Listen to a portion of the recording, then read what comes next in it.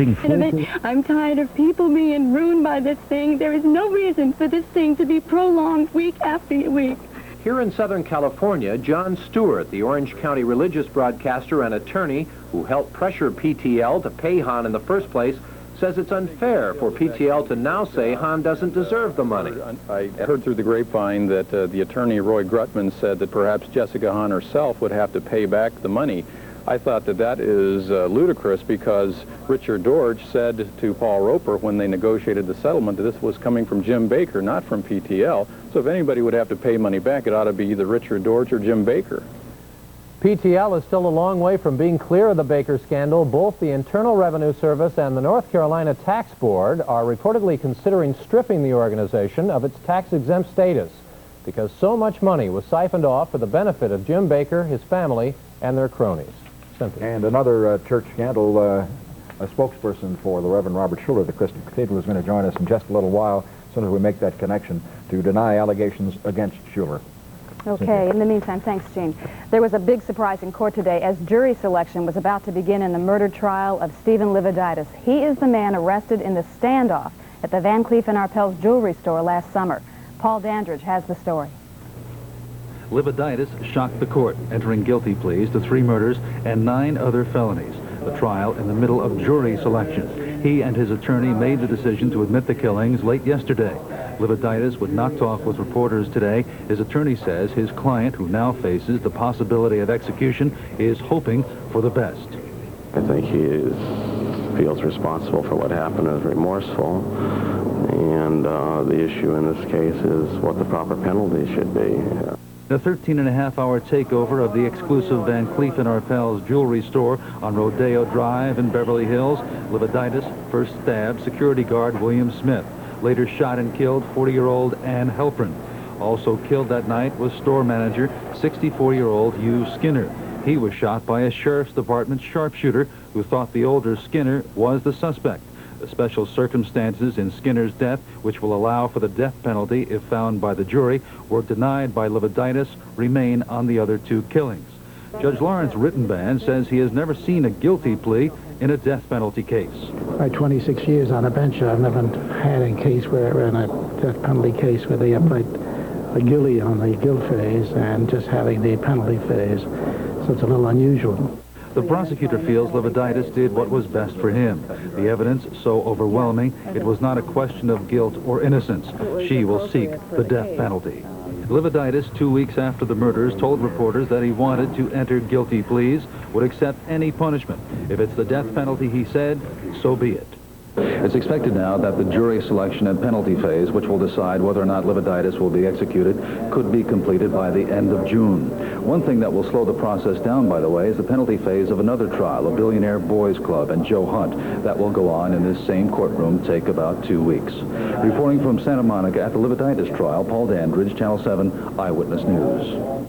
Some news stories are breaking right now. Let's go to Larry Carroll to fill us in. The first one looks like it's cooking there. Absolutely. Couldn't have said it better. It was only a matter of time, and we have a brush fire underway right now in the San Gabriel Mountains. We'll go out now to the aerial action camera, which is over Iron Mountain, a little bit west of Mount Baldy. We're calling this 10 acres of brush, a fire of unknown origin burning right now. They have just achieved containment, let me put it that way. They've achieved containment. They're calling it a 10-acre fire, but they're estimating control of this blaze at 6 o'clock tomorrow morning. That, of course, notwithstanding any radical changes in wind direction or velocity. 40 people right now fighting that fire on those lines. No homes threatened and none in the immediate vicinity. We have another action camera in the meantime right now near the Crystal Cathedral. Of course, as Jerry mentioned just moments ago, allegations of a church scandal surfaced last night on the Nightline program when a former aide to Reverend Robert Schuller alleged that the head of the Crystal Cathedral faked a photograph and a letter for a 1981 fundraising drive. An aide of Schuller's has had a news conference in the church facility there, and our Mark Coogan is standing by with details on what was said. Mark? Larry, the news conference has just begun, and a statement from Dr. Schuller is being read by a public relations representative by the name of Mike Nason. Dr. Schuller is not in the country. He is out of the country on a 10-day religious retreat, and so this man is standing in his place.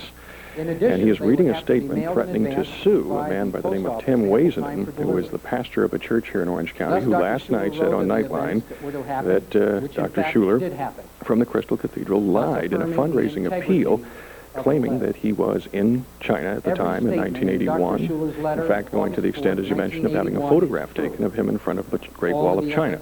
The gentleman who's speaking now is explaining that it was a slip-up in timing, that no intent was made to deceive. Here is the heart of the statement. But the ministry inadvertently neglected to delay the mailing. Dr. Schuler had not wanted the letter to be mailed until he was actually in China. But the change in his departure date had not reached the mailroom, thus the letters were mistakenly sent in advance of the trip. Dr. Schuler apologizes for the error in the mailing, which was designed to permit his congregation to share in his visit to China. Obviously, there was never any intent to deceive or otherwise engage in any dishonesty. As Dr. Schuler and his ministries object to the crude efforts to capitalize on the hysteria that is presently being generated in the news media against television ministries. Unfortunately, disgruntled former employees and other opportunistic individuals seeking public recognition are being given a platform by the news media. There will be no further comments regarding this issue. We are placing on notice any and all individuals and entities that continued attacks on this ministry will be dealt with swiftly and forthrightly. We will use all available legal remedies at our disposal to protect the integrity of the Robert Schuler Ministries.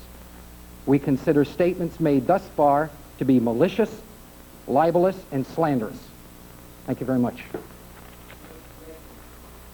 Well, there was the press statement, and you heard a threat of a lawsuit was made regarding last night's allegation on Nightline that Dr. Robert Schuler lied to his television congregation in making a fundraising appeal in 1981.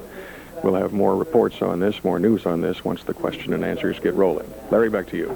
Thank you very much, Mark. And now back to and you. Continuing right here. In about 10 to 15 minutes from now, Dr. Dean Adele will be making his house call, and during his segment, you'll have the opportunity to ask him any questions you'd like concerning any subject related to medicine or health.